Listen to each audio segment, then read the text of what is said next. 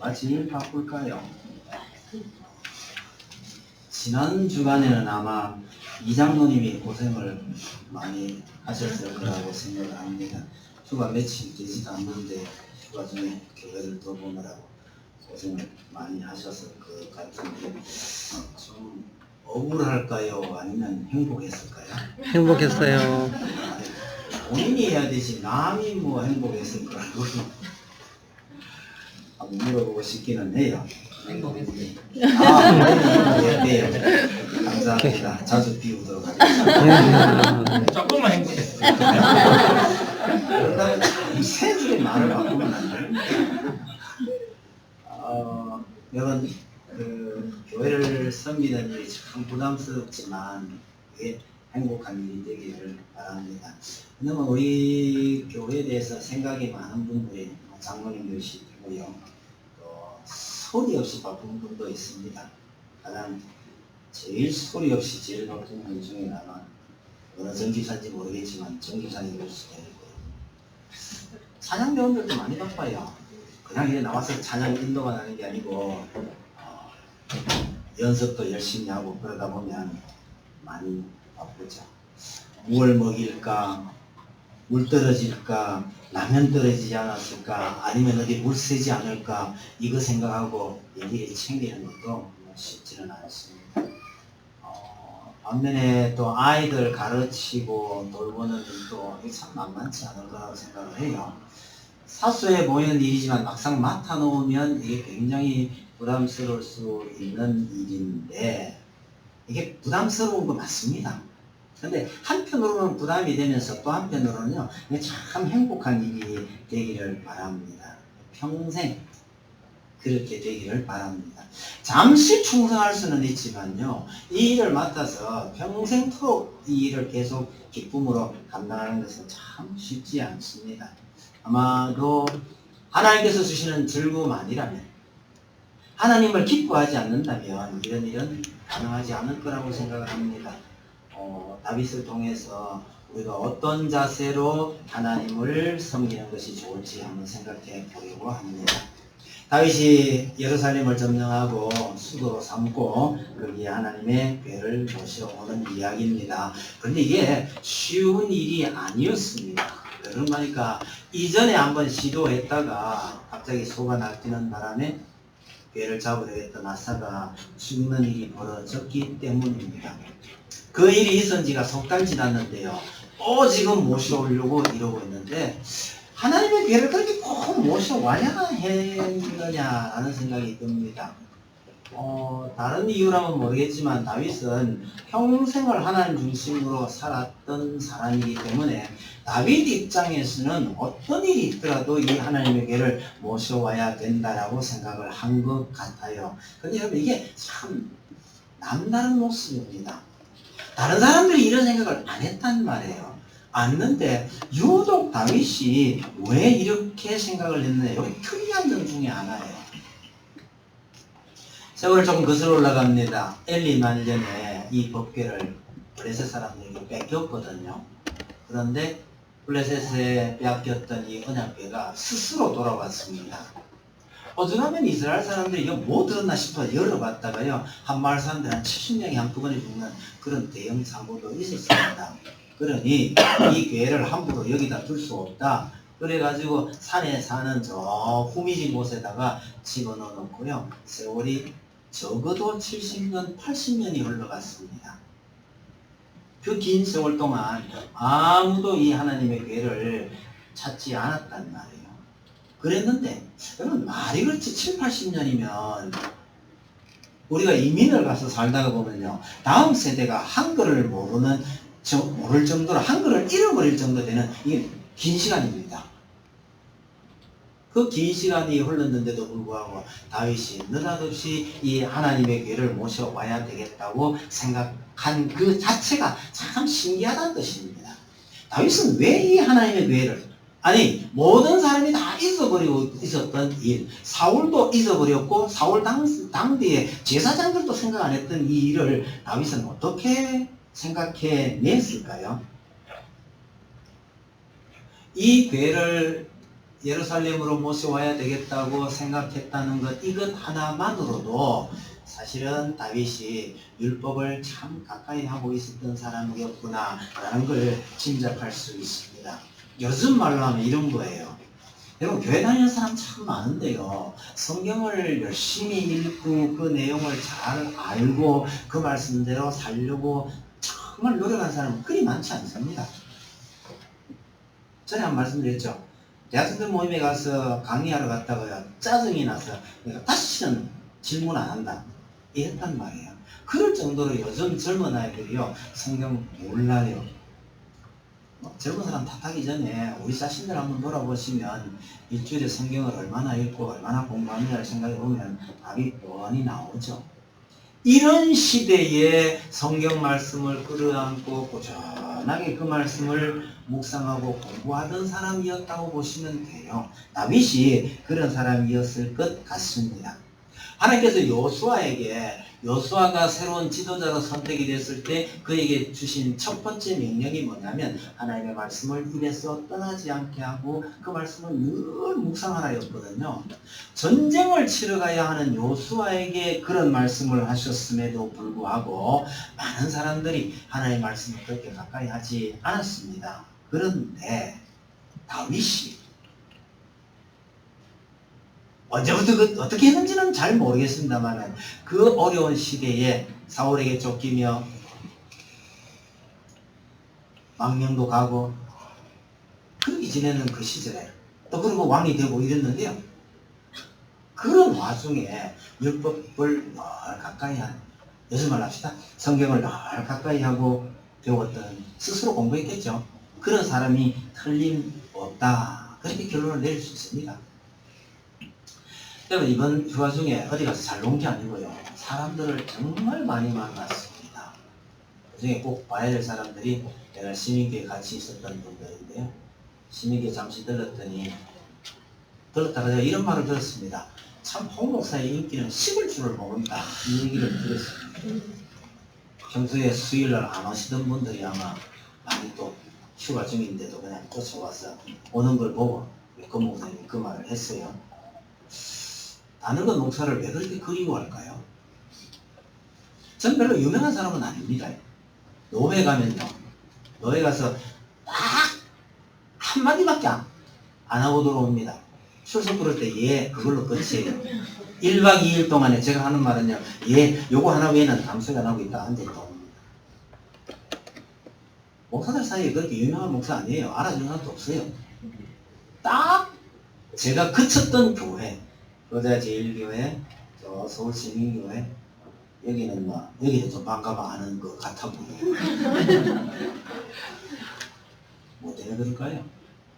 그분들이 공통점이 뭐냐면요, 같이 성경 공부하던 그 시간을 그리워하고 있는 겁니다. 목사님 가시고 난 다음에요, 공부하는 낙이 없어요. 이런 분들입니다. 그러면 필요없고 따라 나오는 것이, 왜 요즘 목사님들은 성경을 안 가르치나요? 교회들마다 성경을 가르치는 교회가 그리 많지 않습니다. 제가 그런 분들을 만나면서 드는 느낌이 뭐냐면요, 전 어릴 때부터 본의 아니게 성경책을 많이 읽었고 좋은 선생님들 만나서 잘 배웠습니다. 그러다 보니 스스로 공부를 정말 열심히 하게 됐고요. 아, 이게 내 복이었구나, 이런 걸 절실히 느끼게 되죠. 우리 교회에서도 이런 분들이 많이 나오기를 바랍니다. 다윗이 그런 사람이었다, 그런 뜻입니다. 여러분, 지난번 아사가 죽는 그 사건 이후에 다윗은요, 도대체 이게 뭐가 문제였는지를 잘 살펴봤던 것 같습니다. 그래서 문제점을 알고는 다시 시도합니다. 긴 세월 동안 저 산골짜기 뒷방에 늙은이처럼 처박아 놨던 그 언약궤를 다시 하나님 예루살렘 성으로 모셔오는데, 하나님께서 가르치신 방법대로 해야 되는데 우리 마음대로 함부로 술에 씻고 나온 거, 이게 잘못됐구나 다시 깨달은 겁니다. 그래서 이번에는요, 메고 나옵니다. 그리고 하나님께서도요, 다윗이 그 궤를 예루살렘으로 모시려고 하는 게 문제가 아니다 라는 것을 은근슬쩍 티를 내요. 왜 그러냐니까요. 오베데돔이 이 괴를 가지고 자기 집에 가 있어서 가서 석 달을 있었는데 하나님께서 티나도록 복을 많이 주셨더라는 거예요. 아 봐라, 하나님께서 모셔가라는 신호다. 그리 생각하고 다윗은 다시 이 괴를 모셔오기로 합니다. 비유컨대 이런 것 같아요. 아버지 앞에 재롱을 떨다가 잘 떨면 괜찮은데 실수하는 수도 있잖아요. 아버지 앞에 재롱 떨다가 아주 비싼 골동품 하나 깨버려가지고요. 아버지한테 혼이 많이 났습니다. 근데 아버지도 가만히 생각해 보면요. 정말 아까운 건 아까운 거지만 저 꼬마가 저 아들이 잘하려다가 했는데 내가 너무 화를 냈나. 그래서 좀 마음이 아픈 참이에요. 이 꼬마가 아빠한테 맞은 야단은 다 잊어버리고 다시 또 재롱을 떨기 시작하면요. 거기 얼마나 예쁠지는 잘 모르시죠? 하나님께서 보실 때 다윗이 이런 아들처럼 보였던 것 같아요. 근데 하나님께서도 이번에는 기꺼이 수고를 받으시고 잘 모셔오게 됩니다. 뭐 전체 내용은 그런 건데 첫째로 생각해 볼 것은 이 준비하는 것. 다윗이 이 하나님의 괴를 모셔오기 위해서 준비하는 과정이 아주 복잡하게 나와 있습니다만 제가 간략하게 요약을 할게요. 일단은 찬양대를 동원합니다. 이 찬양대라는 것이 지금 생각해 보면 군악대하고 비슷한데 악기 종류가 세 종류. 세 가지가 아니고 세 종류의 악기들에다가 두 종류의 나팔이 붙고 거기에 합창이 따라 붙습니다. 말하자면 거대한 군악대에다가 합창대원까지 합친 셈인데 이런 광경은 보기가 어렵습니다. 그렇죠? 악대는 악대고 합창은 합창인데 이게 동시에 붙어 나간다는 게 참 쉽지 않은 대목인데 이런 오케스트라에 합창을 붙인 사람이 누구예요? 이거 뭐 성경 아니니까 틀려도 괜찮고 몰라도 괜찮습니다. 뭐 이 상식의 문제죠. 오케스트라에 합창을 붙인 사람이 누구예요? 그 곡 이름이 합창인데요. 배선생.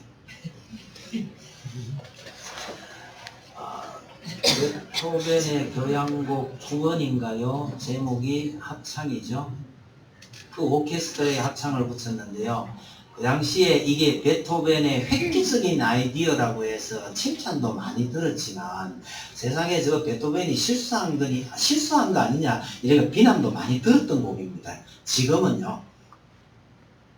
베토벤의 훌륭한 작품으로 남았지만 얕은 베토벤이 그 당시에 오케스트라에 어떻게 합창을 붙여가지고 교향곡을 완성할 생각을 했었는지 당시로서는 아마 획기적인 일이었던 것 같습니다. 그런데 다윗 베토벤보다가 2500년이나 훨씬 이전에 다윗이 그 비슷한 작품을 낸 거예요. 이게. 그렇게 생각해 보면 하나님을 찬양하기 위해서 다윗이 머리를 얼마나 많이 썼느냐라는 것이 잘 보여주는 대목이다. 그리 생각을 할 수 있을 것 같아요. 세 종류의 악기 중에 비파는 높은 음을 내는 악기입니다. 그래서 21절에 보시면 비파를 타서 알라모스에 맞추는 자라는 말이 나옵니다. 이거는 여자의 소리를 낸다는 뜻이에요. 그러니까 아마 소프라노로 노래하는 사람이었단 말이죠. 수금은 저음을 내는 악기입니다. 그래서 수금을 타서 8째 음에 맞추어서 노래한다라는 거, 이건 아마 남자의 목소리였을 것이다. 그러니까 아마 소프라노 음과 테너음을 내는 그런 합창단이었다고 짐작할 수 있죠. 제금은 박자를 맞추는 타악기입니다. 그래서 이 제금을 치는 자가 당시에는 아마 지휘자 노릇을 했을 겁니다. 제금 소리에 맞춰서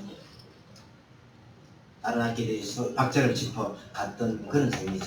그럼 다윗이 이런 악기들을 총동원해서 하나님을 찬양을 했습니다. 그때 훗날에 오면요, 교회당에서 악기를 쓸 수 있느냐 없느냐, 어떤 악기는 된다 안 된다 그래가지고 논란이 참 많이 됐습니다. 왜 그렇게 됐을까요? 다윗은 성경에도 없는 성가대를 만들고 악대를 동원해가지고 하나님을 찬양했는데 왜 후대 사람들이 악기를 써서는 되니 안 되니 이런 이야기를 하고 교회 안에서 서로 싸웠을까요? 교회 역사에요. 무악기파가 존재합니다. 예배당에서 악기를 써서 안 된다. 왜 그랬을까? 전 이유를 잘 모릅니다. 근데 다음 하나는요, 이게 쓸데없는 고집 때문 아닐까 이런 생각을 해봅니다. 여러분 지금은 뭐 기타나 이 드럼도 자연스럽게 교회 다 들어와 있잖아요. 이 교회 안에 들어올 때 쉽게 들어온 거 아닙니다. 처음에 기타 가지고 왔다가요 난리 많이 맞게 되고요. 지금도 드럼을 교회당에서 쓰는 안 된다고 생각하는 사람들이 많이 있습니다. 여러분 어떻게 하나님을 찬양하느냐라는 그 마음이 중요한 것이지 그 방법에 있어서는 의견차가 다를 수도 있고 정말 차이가 있을 수 있다고 저는 생각을 합니다. 중요한 거 정말 진심으로 하나님을 찬양하고 하나님을 찬양하기 위해서 쓴다면 그 세부적인 문제에 들어가서는 너무 그렇게 고집 피울 필요는 없는 것 아닐까 이런 생각을 해봐요. 개인적으로 저건 안 썼으면 좋겠다 싶어도 하나님을 찬양하는데 쓰자 그러면 사실 쓸 수 있는 것도 아닐까. 서울에서 목사님들이 몇 명이서 올려가 탁구를 열심히 더 치고 잘 치니까요. 청년들이 청년부 행사에 탁구 대회를 하나 마련했어요. 목사님들 5분 찬조 출연해주고 불렀어요. 불러가지고 청년들하고 1대1로 시합을 붙이는데 이거 잘나고 있카나 청년들은 탁구 잘 못 쳐요. 목사님들 잘 쳐요. 잘나고 카느냐 했더니 청년들은 전부 탁구 라켓 주고요. 목사님들은 제비 뽑으세요. 뽑아보니까 제비 뽑힌 거 가지고 탁구 쳐야 돼요. 신문 뚜루룩 마른 거, 쓰레받기, 숟가락, 참 이런 거예요. 목사님들이 다 졌어요. 웃고 말아야 될 일이죠? 재밌잖아요. 하나님을 섬기는데 찬양을 해야 되냐 말아야 되냐부터 시작이가 무슨 악기를 어떻게 쓸 거냐. 좀 이상하더라도 막 의견 일치를 받았고 하나님을 찬양하자니까 이렇게 갈 수 있고 저렇게 갈 수 있고 그러면 좋지 않을까 저는 그리 생각을 합니다. 여러분 큰 원칙에는 동의하면서도요 사소한 문제에 들어가서 미끄러지는 죄가 굉장히 많습니다. 제발 그런 일이 우리 교회에서는 안 생겨나기를 바랍니다. 그래서 나온 말이와 악마는 디테일이 있다고 이러죠. 큰 거 갖고 안 싸워요. 혹시 뭐 이번 주간에도 집에서 부부싸움 안 하실까요? 세계 평화를 위해서 싸웁니까? 교회의 앞날을 위해서 싸웁니까? 정말 하나님하고 싸우거든요. 교회 안에서 일어나는 싸움도 보면 그렇게 큰 문제가 아니고 이런 것 갖고 싸울 때가 참 많습니다. 큰 문제에 동의했으면 하나님을 찬양하자 그랬으면 그 다음 사소한 문제 갖고는 그렇게 싸우는 일이 없기를 바랍니다. 전 우리 교회의 찬양의 역사를 되돌아보면 참 재미있습니다. 제일 초기에요. 우리 교회에 악기가 전혀 없었습니다. 딱 하나 있었죠. 피아노 쳐다보지 마세요. 이거는 어떤 분이요. 자기 알바해가지고 모은 돈으로 우리 교회 기증해 준 겁니다. 알바해서 모은 돈으로 기증한 거예요. 목사님, 새거 사드릴 형편은 못 되고요. 제가 좋은 거라도 참 부탁해서 좋은 걸로 구해서 하나 드리면 안 될까 이렇게 오는 거거든요. 이거 이전에 아시는 분 별로 안 많죠? 지금 1층 내려가면 저쪽 구석에 있는 오르간 그겁니다. 오르간을 많이 만져보신 분은 괜찮지만 안 만져보신 분이 오르간 하고 반주하라 하면 어디가 아픈지 아세요? 발이 아파요. 저 페달로 막 밟아가면서 해야 되는 거기 때문에 안 만져보신 분은 발이 아픈데 처음에 우리 오르간 갖고 예배 시작했다니까요. 거기 있었으니까 그랬지. 그때 반주자로 수고하셨던 우리 교회 초대 반주자 안 보셔? 뒤에 숨었어요? 오집사님. 집에서 열심히 연습해가 와가지고 하는데 누가 반주자 하나 안 오나 하고 하던 그 시절 생각하면요. 근데 찬양 인도 누가 했어요? 기도하나요? 뒤에 앉아가지고 몇 장 합시다. 여러분 그 시절 생각해보면 지금 찬양대는요 여기에서 제일 크게 확장되고 발전된다가 이 찬양대입니다. 쳐다보는 것만으로도 여러분 감격 안 됩니까? 제 생각에는 저기 오지산이 보면 제일 감동이 되지 싶어요. 자기 아들이 이어 나와가지고 그 베이스 만진다고 그게 아니라도 보는 것만으로도 감동이 되는데 이분들이요 미리 또 땡겨가 얼마나 연습을 하고 올라오고 그러잖아요. 그런데 찬양합시다 하는데 그게 안 나타난 사람은 크게 반성을 해야 됩니다. 여러분 우리가 예배 몇 시, 난 예배 몇 시부터예요? 몇 시야? 11시라고 생각하니까 이 문제가 생기는 거예요. 누가 묻거든 11시라고 그러지 마세요. 10시 반이라고 하세요. 그래서 함께 같이 찬양하고 하는 것이 얼마나 감격스러우냐 그런 감격이 우리에게 있기를 바랍니다.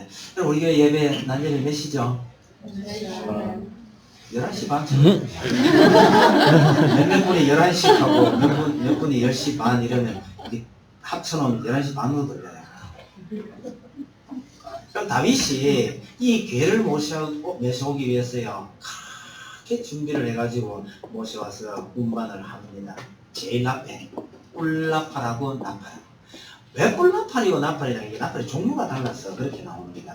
그 다음에요 문지 키는 자들이 따라오는데 이거는 이제 역할이 뭐냐면 아마 경호원 정도의 역할이 아닐까 그렇게 생각해요. 하나님의 괴에 접근한 자들을 막는 어떤 경호원 역할을 하는 자들이 따라가고 번역회가 따라가고 성가대 그 다음에 다윗과 참부장들이 따라갑니다. 인원이 얼마나 동원이 됐을까요? 지난번 그 사건 터질 때 그때 데려간 사람들의 숫자가 3만 명이었거든요. 지금은요? 뭐 비슷한 숫자거나 그보다 좀 더 많은 숫자가 아마 동원이 됐을 거라고 생각해요. 여러분 그렇다면 이게 얼마나 어리어리한 행렬이었겠느냐 생각해 볼 필요가 있죠.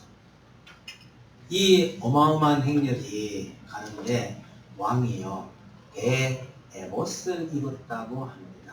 이 에봇이라는 옷은요 아무런 장식을 하지 않은 복장입니다. 다른 말로 할게요. 섬기는 자의 복장이에요. 섬기는 자의 복장. 일복하고 비슷한 거란 말이에요. 여러분 이 어마어마한 행렬에 아름답게 장식하고 어리어리한 복장으로 가는 게 아니고요. 그냥 종이 주인을 섬길 때 입는 그런 복장을 하고 가고 있는 겁니다. 이 희한한 일 알겠어요? 국가적인 어마어마하게 큰 이 행사에 왕의 위엄을 드러내는 그런 복장을 한 게 아니었단 말이에요. 자, 그럼 다른 신하들은 뭐 입었겠어요? 왕이 이러고 있는데 다른 신하들요? 마찬가지 아니겠어요? 그래서 참 희한하지만 분위기는 어마어마한 완전한 축제 분위기예요. 앞대에 합창에 빵빵거리고 쫙 가는데 완전 축제 분위기인데 그 사람들의 복장은요 이게 왕의 행렬이 아니고요 종의 행렬 같은 복장이었단 말이에요. 이게 희한하잖아요. 그냥 멀리서 들어보면 이거 어마어마한 축제 행렬인데 복장은요 종의 행렬을 하고 가는 거죠. 여러분 어떻게 이런 일이 있을 수 있느냐 하는데 이게 여러분 다윗의 마음을 볼 수 있는 좋은 장면 중에 하나입니다. 여러분 다윗은요 내가 아무리 왕이라고 해도 하나님 앞에서 왕노릇하고 싶지 않다는 뜻입니다. 여러분 다윗은 지금 수많은 백성들 앞에 있는 것이 아니고 하나님 앞에 있다라는 생각이 아주 강하기 때문에 그런 겁니다. 여러분 교회 오시면 하나님이 보이세요? 아니면 성도들이 보이세요?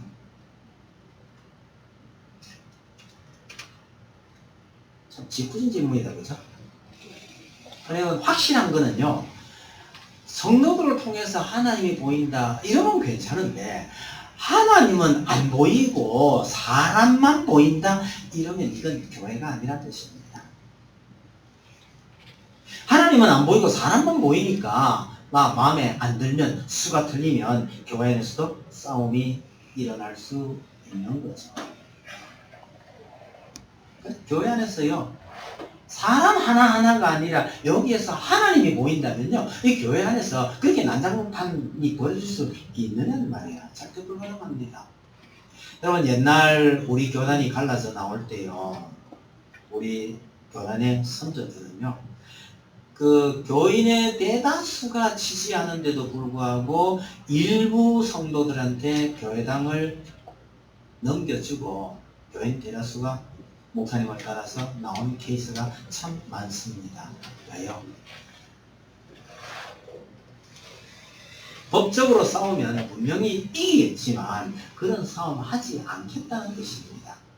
우리가 이렇게 갈라서려고 하는 것은 진리 문제이지 교회의 어떤 주도권 싸움이나 교회 건물을 차지하겠다 이게 아니라는 걸 확실히 하기 위해서 안 싸우겠다는 거예요. 건물 다 넘겨주고 맨몸으로 목사님을 따라서 대다수 교인들이 나왔습니다. 이래서 고신교단이요. 그렇게 크고 힘 있는 교회가 별로 없었습니다. 초기부터 그랬습니다. 여러분 정말 하나님을 생각하고 하나님 앞에서 산다면 때로는 우리는 포기하고 내줘야 할 경우가 참 많기는 해요. 그런데 다윗의 경우에요. 왕의 체면과 위엄과 이거 다 내던지고요. 백성들이 나를 보고 뭐라고 하는지 관계없습니다. 오로지 난 지금 하나님 앞에 서 있다. 다윗의 삶 자체가 그랬잖아요. 자기를 죽이려고 하는 사울왕을요 원수로 여기지 않았습니다. 하나님께서 이 일을 어떻게 처리하실 건지 거기에만 관심이 있었죠. 그런 그가 골리앗이 하나님을 모독하는 말을 들었을 때 견딜 수 없는 분노를 느꼈죠. 훗날 자기가 잘못해서 아들이 죽게 되지만 그 아들이 죽는 그 아픔마저도 하나님께 돌려드려버린 하나님을 생각하고 그 아픔마저도 잊어버린 사람이었죠. 그런 사람이었으니 그 하나님 앞에 여전히 그런 모습으로 살고 싶은 거죠. 여러분 하나님 앞이면 즐거운 곳이에요. 즐거운 곳이에요. 어쨌든 한국교회에 하나님을 믿노라 하면서 하나님을 잘 모르는 분들이 하나님을 생각하면 두렵게만 느끼지만 여러분 성경에 나타나시는 하나님의 모습은 우리가 잘 모를 때는 그 하나님 굉장히 두려운 모습으로 나타나셔요. 그러나 그 하나님의 마음을 이해하고 하나님을 좀 알게 되면요. 하나님을 배반하고 하나님의 말을 듣지 않는 자식 때문에 정말 힘들어하고 고통스러워하는 아버지의 모습으로 나타나셨습니다. 여러분 하나님께서 사람을 창조하셨는데 이 다른 말로 하면요. 우리 인생을 하나님의 자녀로 낳으셨는데요. 이 자녀가 하나님을 몰라보는 겁니다. 아니 아버지를 몰라보는 거예요. 그리고 아버지 말을 안 들어요. 이 인생들 때문에 하나님은요 결국은 자기 친자식까지 희생시켰잖아요. 그러니까 말 안 듣는 자식 때문에 엄청난 고통을 겪는 아버지의 이 모습이 성경에 잘 나타나 있으니 그 모습을 쭉 따라가다가 어느 분이 그런 고백을 했습니다. 하나님이 참 불쌍해요. 그럼 우리가 하나님을 어떻게 이해할 거냐? 하나님은 그렇게 알아가시기를 바랍니다. 우리가 뭐 하나님 잘 모르는 것은 어찌 보면 또 정상일 거라고 생각도 해요. 왜 그러냐 그러니까요. 한 집에서 수십 년을 같이 살면서도 잘 모르더라고요. 여러분 남편 잘 아세요? 잘 모르겠죠? 그보다 더 어려운 게요. 남편이 아내를 아는 겁니다. 알다가도 모르겠대. 정말 잘 모르나 봐요. 서로 모르고 사는 거예요.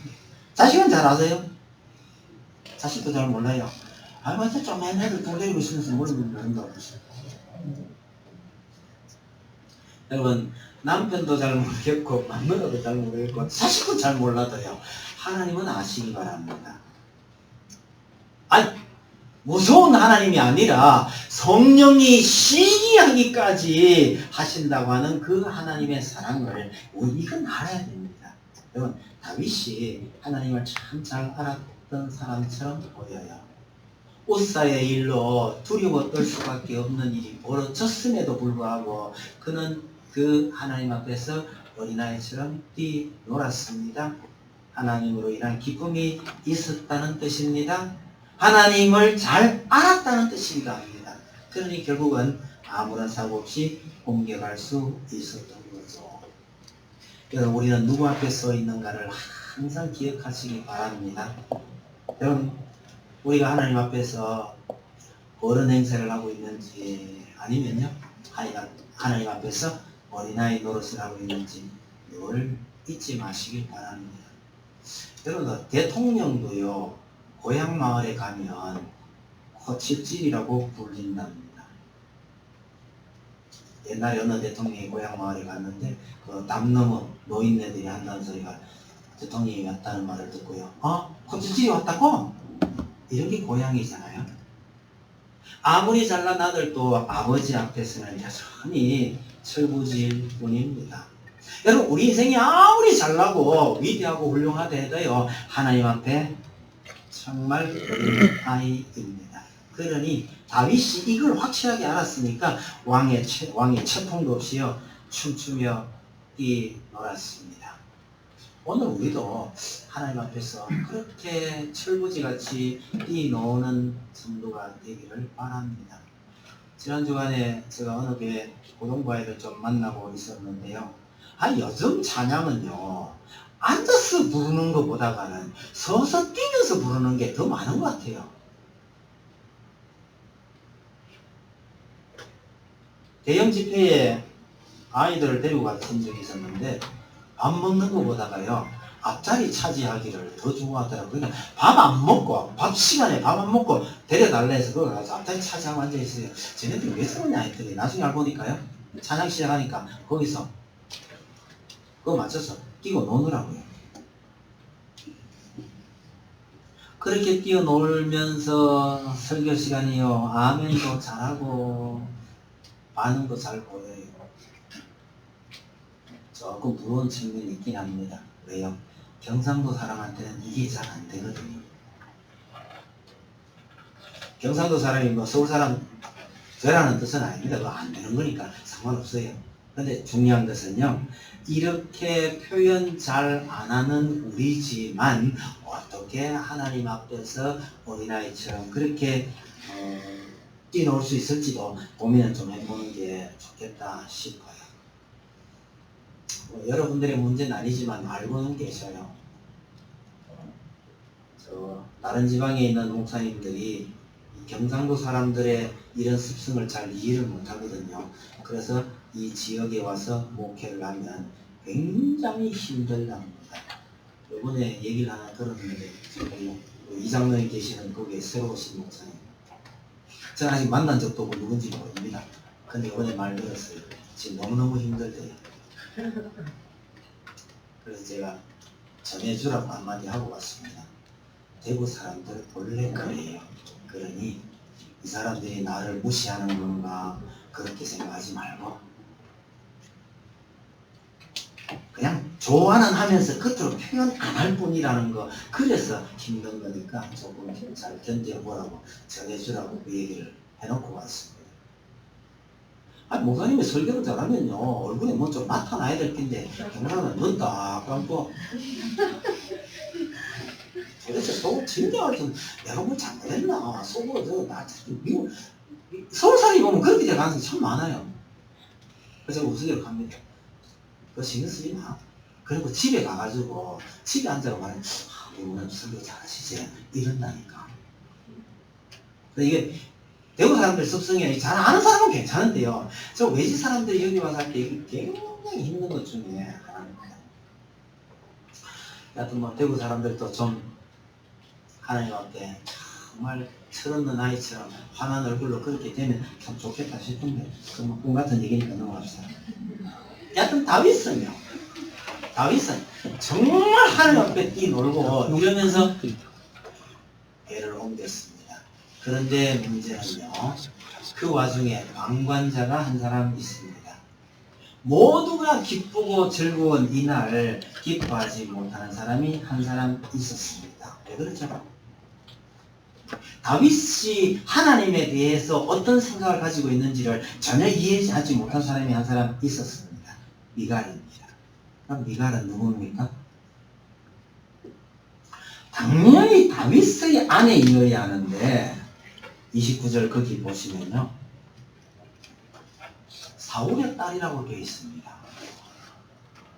그럼 원래는 사울의 딸이었지만 다윗에게 시집을 왔으면 이제는 다윗의 아내로 살아야 하는 거 아니겠어요? 그 남편이 무엇을 소중하게 여기고 남편이 무슨 생각을 하는지 알아서 하나 되도록 맞춰 가야 해야 하는데, 아직도 사울의 딸이라는 것은 둘이 하나 되지 못하고 있다라는 이걸 은연중에 밝히고 있는 겁니다. 그럼 이해되는 측면은 있어요. 미갈이 다윗을 좋아하는 바람에 결혼을 하기는 했죠. 그런데 다윗이 아버지에게 쫓겨서 도망다니던 그 시절에 아버지가 이 미갈을요, 다른 사람에게 시집을 보내버린 겁니다. 그래서 다른 사람의 아내가 된 지가 한 20년이 지나갔어요. 그 세월 후에 다시 다윗이 왕이 된 다음에 그 미갈을 데려오라고 시켜가지고요, 데려왔습니다. 한 20년 만에 다시 본 남편에게로 돌아온 겁니다. 자의는 아닙니다. 권력에 휘둘린 탓이죠. 어떻게 보면 참 비극적인 일이긴 합니다. 그러나 그런 과정을 거쳐서 지금이라도 다윗에게로 돌아오게 됐으니 어떡하겠어요? 지금이라도 다윗을 이해하고 하나 되기 위한 노력을 해야 하지 않았겠느냐, 그런 생각이 드는데, 이런 과정을 거쳤으니 참 부부가 하나 되고 서로 진짜 옛날처럼 사랑하기는 참 어렵겠다라는 생각은 들어요. 이해는 되는데 그래도 참 안타까운 부분입니다. 우리의 모습이 이렇지 않은지를 한번 생각해 보셔요. 믿는 것도 아니고 안 믿는 것도 아니라면요, 이 땅에서 제일 불행한 사람입니다. 차라리 아예 안 믿는다면요, 제 마음대로 살기나 살지. 이거는 제 마음대로 살지도 못하면서 교회 왔는데 교회도 그런 기쁨이 없다면 이거 얼마나 불행한 사람이냔 말이에요. 사울이 왕이 돼서 40년을 지내면서도요, 언약궤의 중요성을 몰랐습니다. 그래서 언약궤를 방치해뒀었는데 미갈도 자기 아버지와 마찬가지였다는 뜻이죠. 다윗의 이런 마음을 전혀 이해하지 못했습니다. 몸은 교회에 있고 마음은 세상에 있으면 참 불행한 거죠. 그런 사람은 교회를 쓰는 게 기쁨도 잘 모르고요, 예배의 기쁨도 잘 알지 못하고요, 그런 사람에게 뭔가 일이 떨어지면요, 왜 또 네가 일을 또 나한테 맡기냐, 이렇게 되는 거 아니겠어요? 이건 필요 없는 얘기입니다. 그런 분들은 다 저 큰 교회가 있어요. 하나님으로 말미암은 이런 기쁨을 알지 못하는 그 우리 이웃들이 이런 우리를 보면요, 이해 못할 점이 참 많아요. 그래서 우리가 업신여김을 당할 때도 있죠. 사실은 좀 있어야 됩니다. 그래서 우리가 성경의 원리를 따라 산다고 하면 사람들이 잘한다 이럴 줄 아십니까? 야, 그 성경 기록된 게 지금 몇천 년 전인데, 지금 시대가 어느 시대인데 수천 년 전 그 캐캐묵은 그 소리를 듣고 산단 말이냐. 이런 비난 들을 가능성 많죠. 돈도 조금 벌어가지고요, 교회 다 갖다 바치고 그리고 뭐 먹고 사느냐고 합니다. 인생을 좀 즐기며 살아야 되지 맨날 그래 교회 매여가지고 무슨 낙으로 사냐고 그러는 거죠. 여러분 혹시 여러분들 중에 미친놈 소리 들은 분 안 계세요? 좀 있기를 바랍니다. 제가 늦게 신학을 갔는데 우리 집 앞에, 포항 우리 집 앞에요, 농협 하나 있었고, 거기 여자는 뭐라고 부르는 모르겠네요. 농협 소장, 지점장. 지점장. 지점장이네요. 지나다가 그 지점장인데 고등학교 동기거든요. 지나다가 마침 저 뒤에 보이길래 반갑다. 야야 돌아. 그 지점장이 끌고 들어갑니다. 그 앉혀놔놓고요, 커피 한 잔 태우고 뭐 요새 어째 지내나 뭐 없잖아 가다가요, 전화를 겁니다. 떼떼떼 걸어가지고요. 옛날 동기놈 하나 불러요. 불러놔놓고 뭐라 하는지 아세요? 야, 니 이거 빨리 와봐라. 이거 미친놈 하나 와있다. 이 자식이 들어오다 해가지고 커피 태우고 한참 올 때는 언제고 지 친구 불러다가 미친놈이 와있다 하는 거 이게 또 보이는 말이에요. 그래, 포항 사람들이 말이 거칠어요. 포항 본토백이거든요. 그래서 뭐 저도 포항 본토백이니까 그런 것도 별로 기분 나쁜 건 아니에요. 좋을 때 쓰는 표현 중에 하나이니까 괜찮습니다. 그러면 야씨 지금 바빠가 못 온단다 이거 그런 거 더 앉아요. 그래서 야 내가 미쳤기나 반갑기나 그게 니하고 뭔 상관이 돼? 막 그걸 떠고 있냐. 야 니 진급 안 하나? 이거거든요. 그 진급이 뭔지 아세요? 에? 니만 진급 안 하나? 야 임마 내가 진급을 하든지 안 하든지 그게 니하고 무슨 상관이야? 니가 임마 진급을 해야 너교회 예배해가지고 임마 돈 모은 거 여기다가 예금만 좀 하고 나도 임마 저 뭐야 이게 좀 올라. 야 미친놈이라고 떠들 때는 언제고 진급은 몇 따지나? 이런 대화입니다. 그 친구의 진급은요? 네가 지금 부목사냐 담임목사냐 뭐 이런 거 묻는 거예요. 지금은 뭐 그런 친구들 만날 일이 별로 없으니까 그렇지만 어쨌든 제가 나이 많이 들어서 신학교 간다고 끄떡거리는 걸 우리 친구들이 볼 때요. 교회 다니는 사람도 잘 이해를 못 하더라고요. 교회 다니는 사람도 저게 이해가 잘 안 되는 거예요. 홍유사가 왜 저러냐. 그 중에 정말 가깝게 지낸 사람 중에 일부가 같이 갔다고 이해를 하는 정도니까요.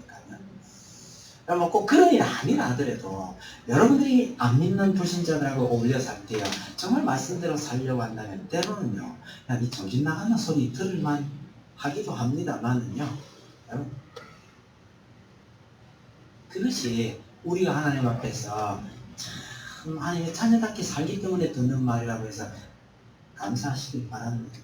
말씀 맺도록 하겠습니다. 죽으라고 공부하는 아이보다 더 무서운 아이가 누군지 아세요? 공부하는 게 슬겁다는 아이입니다. 혹시 옛날에 공부하실 때 공부가 참 즐거웠던 분이 계신가요? 그럼 무슨 사람입니까? 왜 또 뒤돌아봐요? 지랑이 애들만 뒤로 보는 줄 알았더만 있는가 싶었어요? 아마 있을 거라고 생각을 해요. 하여튼 뭐 흔치는 않습니다. 근데요, 여러분 가끔 있습니다. 그런 날이요. 여러분 공부하는 즐거움 몰랐다고 하더라도요. 하나님을 즐거워하는 방법은 반드시 배우셔야 합니다. 네. 이거 우리 평생의 삶이 즐거우냐 고생스러우냐의 문제거든요. 그 하나님으로 말미암은 즐거움 대신에요. 천국 가려면 이 정도 열심은 내야 되지 않을까라고 생각하고 열심 내시는 분은 참 인생이 피곤한 거입니다. 하나님께서 우리를 어떻게 사랑하셨는지 우리를 위해서 무엇을 하셨는지 이런 것 알면요. 알면 알수록 하나님을 기뻐할 수밖에 없고 하나님과 친한 사이가 되기 마련입니다. 그래서 제가 가끔 물어보잖아요. 하나님하고 친하세요? 이게 이상하게 들리지 말길 바랍니다. 어디 가서 한번 그 말 물었더니요. 갑자기 분위기가 약간 충격적인 분위기로 샥 바뀌는 거 있죠. 하나님하고 친하게 지내야 된다고요? 하나님은 그러기를 바라시는데 우리들은요. 하나님을 너무나 멀게만 자꾸 여기고 있다는 것. 하나님께서 섭섭하게 여기시는 하나님 말씀도 열심히 배우고 그 말씀대로 살려고 애를 쓰다 보면 하나님은 그렇게 친밀하게 여러분에게 다가오셨음을 깨닫게 되실 겁니다. 이것이 정말 복되게 사는 방법 중에 하나죠. 오늘 우리 본문에는 안 나왔습니다만 저쪽 이 같은 내용을 기록하고 있는 사무엘 하승가에 보시면 다윗이 얼마나 신나게 춤을 추고 즐거웠던지 옷이 내려가가지고 재미스러운 일이 있었더라 그런 얘기까지 있잖아요. 하나님께서 그렇게 즐거운 인생을 살아가시는 여러분들이 되시기 바랍니다. 참고해 주시다. 335